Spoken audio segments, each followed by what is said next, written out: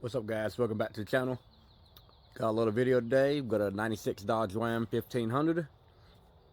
Has the 5.2 Magnum in it. We're going to be taking the transmission out of it. This one's two-wheel drive, thank God. So it's one of the easiest ones. First of all, we're going to... only thing I do up top is just unhook the battery, pull your dipstick out, and then I'll catch you down below. Let's get to it, guys. Alright, guys, under the vehicle. Sorry for the camera lighting and the camera angle. Like I said, my computer is acting up, so I gotta use my other camera to record because for some reason it ain't editing right on my new camera. But anyways, long story short, I got two 14s right here on this pipe. Two right there. Yours should have this little couple or two 14s. Hopefully they don't break. If these sound like they're gonna break, it's gonna really suck because if the pipe wasn't curved like this, it's straighter, you can cut it to get it out the way. But we'll just go from there. Now get these 14s out. Let the exhaust dangle. Then we'll come over here and get the starter out and get the tug over the bolts before we even get the Crossmember. The Crossmember is one of the easiest Crossmembers in the world. Thank God. But sorry for the freaking lighting. I know it's a little glarish. So try to get the best angle for y'all. Alright, guys, right here on the starter. Got two 16 nuts for the starter. Yes, exhaust. Drastic measures. Couldn't get the bolts out. The whole stud was spinning. Cut there. I'll weld it back on later. I can take the flange. I'll get the flanges off once the transmission's out. I'll weld the flanges back on. So two 16s. After that, we'll go put a drive shaft out. That's gonna be 9/16 11s. Then you got 16s for your carrier bearing. Take those carrier bearing notes out, 16s. Then we'll go to the next step. We'll be jacking the transmission up, taking the Crossmember out. Once we get the starter out, we're gonna go ahead and get these. This could be a 16 too, more likely. Take the bottom one out, and you can take your hand and pull them down. But once starter's out, we can get the tug over the bolts out. All right, once the starter is out, you get a gaping hole. Like I said, you can just take the bottom bolt out, your 16s for these stabilizer links, just pull it down. Right here, and here are 11s. Take these 11s out, this bottom plate comes off. You should be able to get your tug over the bolts. If you look right here, you got your oil filter. Look what's hiding behind the oil filter, Dodge. You got a bolt right there for the bell housing. So you will have to be taking the oil filter off to get this bolt out. Which that sucks, but oh well. But yeah, 11s, get this off. Then we'll go to the drive shaft. Like I said, drive shafts, 11s back in the back. 16s for the half shaft. Carrier bearing, pull the drive shaft out. Once you get this cover off, I'll be back getting the tug over the bolts out for y'all.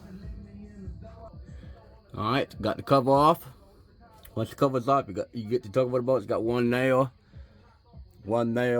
You can stick a screwdriver, flathead in here and turn the motor over by hand. Or you can turn the crank up front. But those are 14s. Get those 14s out. Alright, guys, I got the drive shaft out. Those was actually 17s right there. The ones in the back was 9s. 9s or 3/8. My 3/8 fitted. Couldn't find my 9. Right here on this side for your Crossmember, we got 13s on this side. You come through the hole, you get to the nut inside is a 16. Before you take your Crossmember out, come right here, undo your linkage, your shift linkage. Be very careful on your new transmission putting it in. You see how loose these things get, but pop it out right here. It's a 17 5/8 right here. Take that nut out, so your whole linkage will get out of the way. You want to do that before you let the transmission hang down. Once your crossmember was out of the way, you can go ahead and get your cooler lines. Dodge has 2 different styles. You get the clips right here. You can unclip or you can unscrew them. Go ahead and get your speed sensors and governor sensors unhooked. Depends what style you got.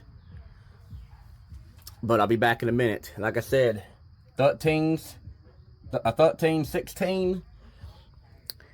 Take your 2 16s out right here on your transmission mount. Get your linkage out the way. And we're rolling. When you get your linkage, take that nut out. You got a spring right here. Like that. On your new transmission you're putting in, or you're getting this one rebuilt, make sure your spring is hooked up back right here. If you don't have this spring hooked up, you will burn the transmission up in 2 seconds after you put your transmission back in. Alright, once the linkage is out your way, sometimes they tend to just lay here in the way of you. You come over here to the sides of the frame and take these 2 14s out, and you really slide the linkage all the way over just to get it out your way completely. Because they do, some of them, the Durangos, you got more room, or the bigger Dodges, but this one is in the way. Alright guys, with the Crossmember out, you can get to all the barrel housing bolts now. They're all 14s. Might have a 16 occasionally on each end. Depends what model you got. Remember, take your oil filter off. That way you can get that fucking one bolt. Take all these 16s out. Unhook all your wires. And down should be coming, guys. So I'll be back when it's down. Alright guys. We'll get these bell housing bolts out. And everything. All the wires off to the side. The dipstick. I got the bolt out for the dipstick. Be careful. Get the dipstick out. You can take the transmission out with the dipstick in it. But I recommend taking the dipstick out. Because you see right here. This sensor going right here. Going down in the behind the transmission. That's your crank sensor, guys. So before you put the transmission back in, I recommend taking this sensor out. Unbolting it. Put the transmission in and then bolt it back up.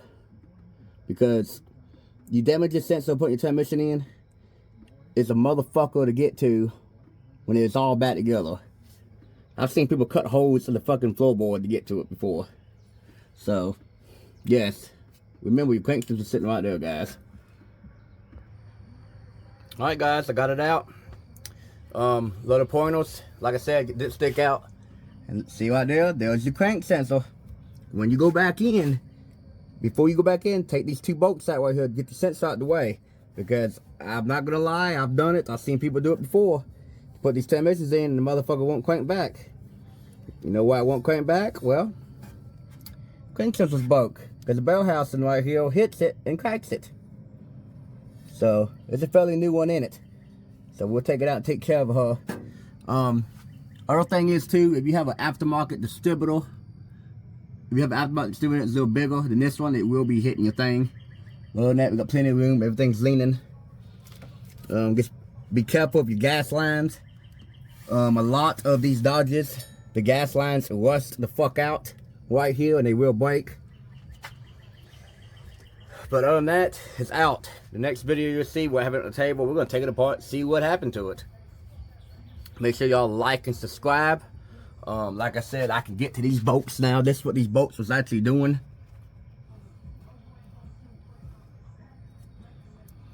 Actually, that one was tight. Which one was it? Anyways, it won't let me do it now. But the whole stud was spinning because it broke the tabs off the top of the nut. So, anyways, I'm gonna get these off, cut them off, put bolts back through it. I'll weld the flange back together on the crossover pipe to go from there. But other than that, guys, she's out. 96 Dodge Ram 1500. Make sure you like, subscribe, and I'll catch you on the next one.